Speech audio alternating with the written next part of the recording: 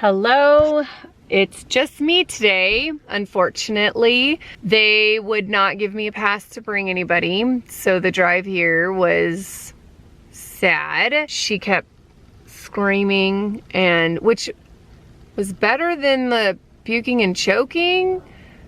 At least then I know she's okay. So I literally was driving the whole time holding the pacifier and just rubbing her little cheek because she doesn't like not seeing anybody. And say hi, Peanut. All right, so we got here to Children's. She has an upper GI today, as well as this video swallow evaluation. Are you getting sad? And I tried to leave as early as possible, but just trying to leave. We really need to get to the bottom of this problem. It's just gotten worse. These 2.5 weeks have been almost 3 weeks, progressively worse with her. It's not just spit up, it's just her little tummy from the surgery that they did on her. It didn't work when she was a newborn.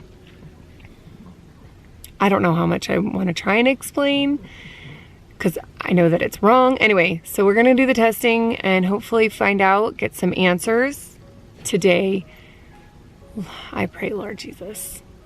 And He has helped us weather this storm and provided. And I know He will keep providing.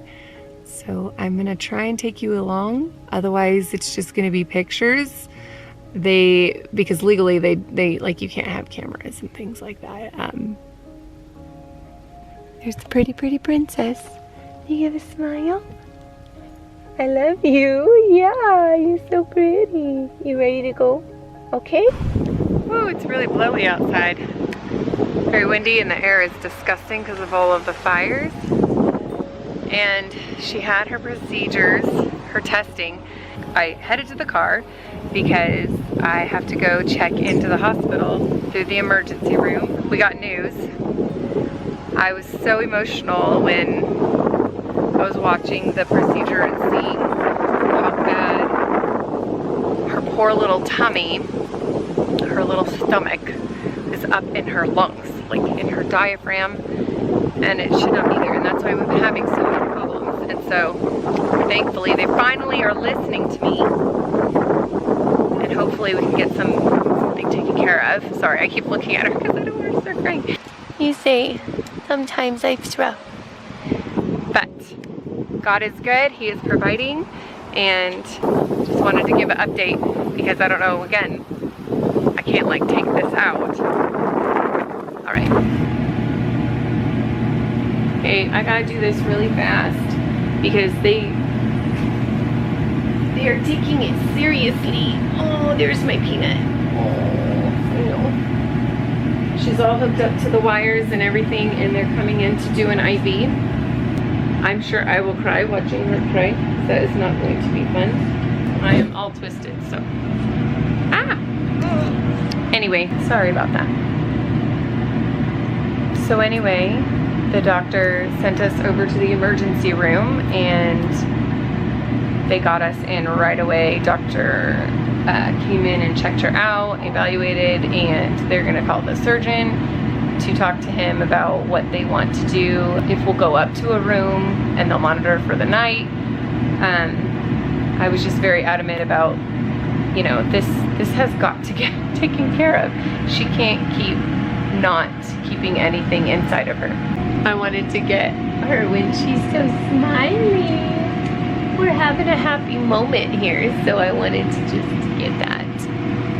She has her IV in, and they had to do the COVID test up her nose. That was, oh, big yawn. That was not fun. And the surgeon has come in, and the nurses have had to fix her IV, and the pediatrician just came in. Yeah.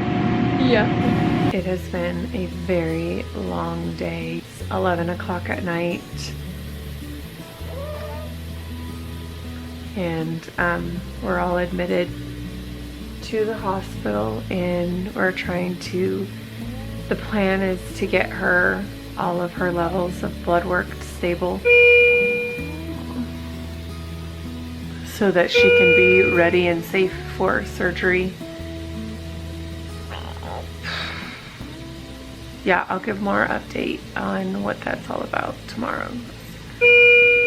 I want to wash my face and just sit. But God is so good and He's provided, and this little girl needs to feel better. Are we gonna talk? They might want to see you too.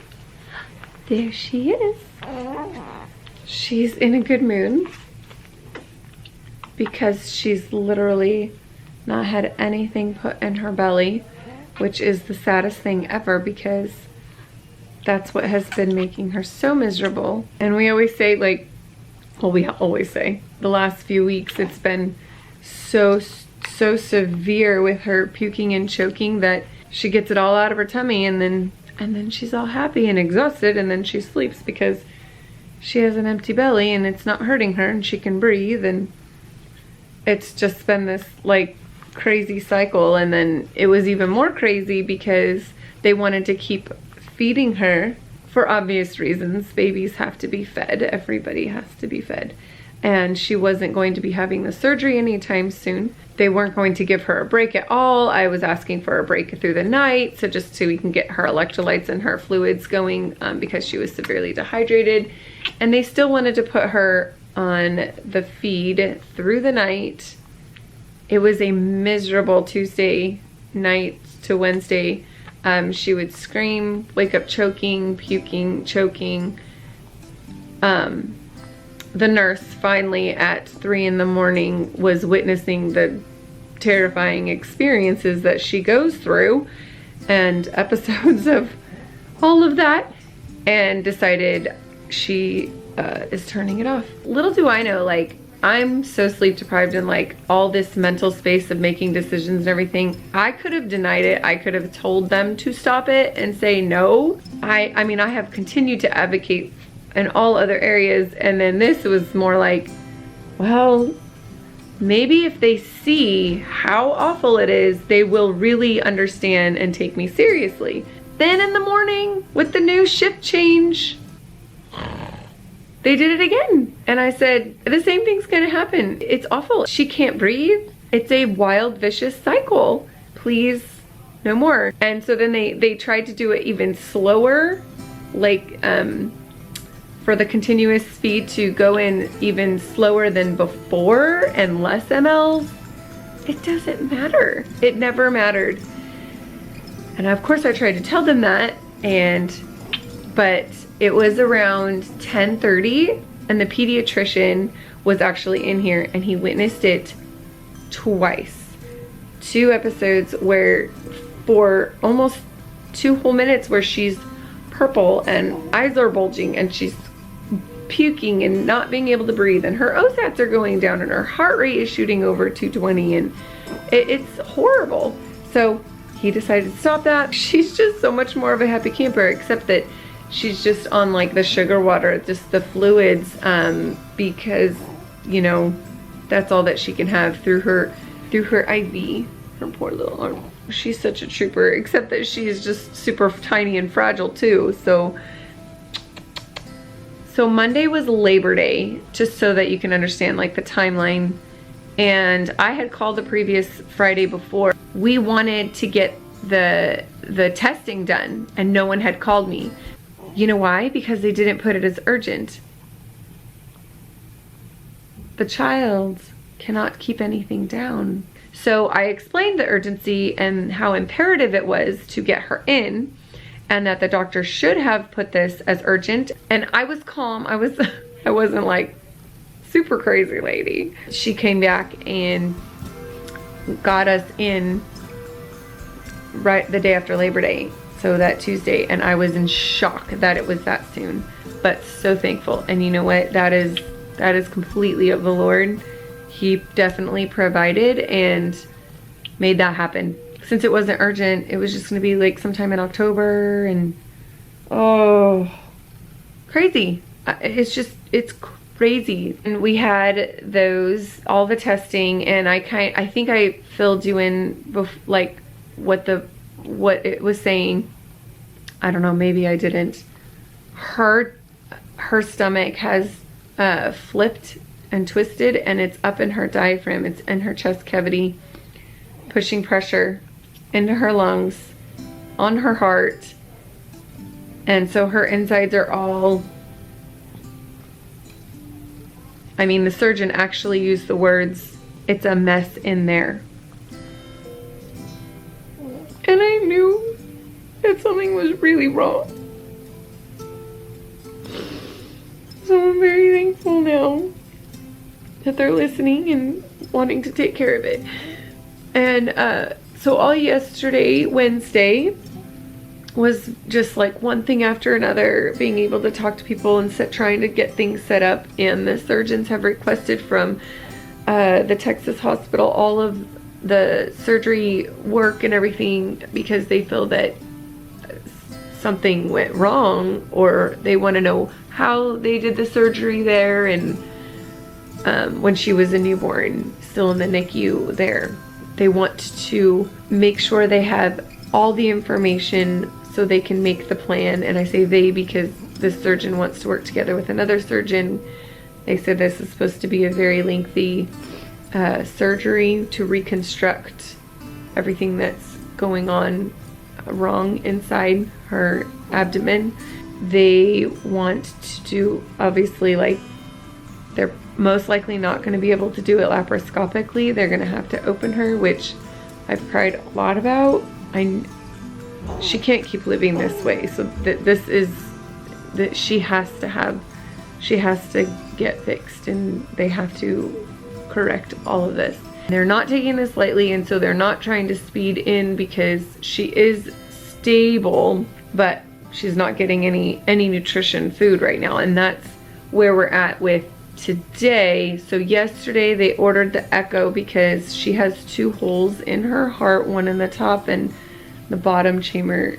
I don't know exactly what those names are. So they needed to know the status of her heart for anesthesia, and that she would be able to tolerate the surgeries. That was a very long process, just the echo. I'm happy that they took the time and got all that they needed. We are waiting for her to get her PICC line today.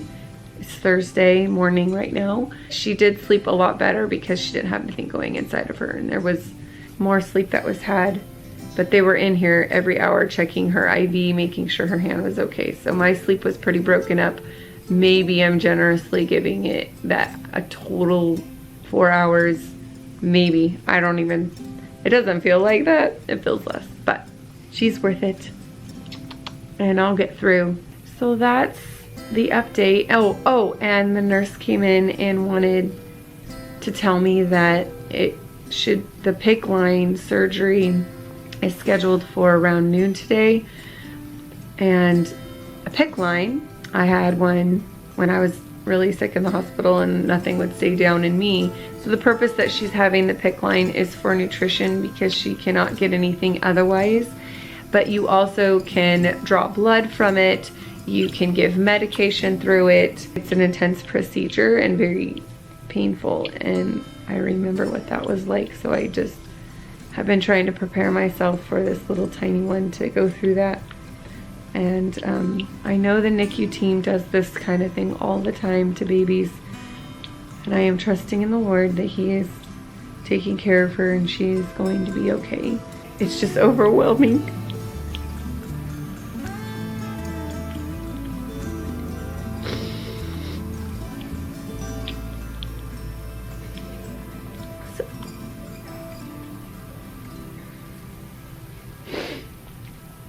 I love you.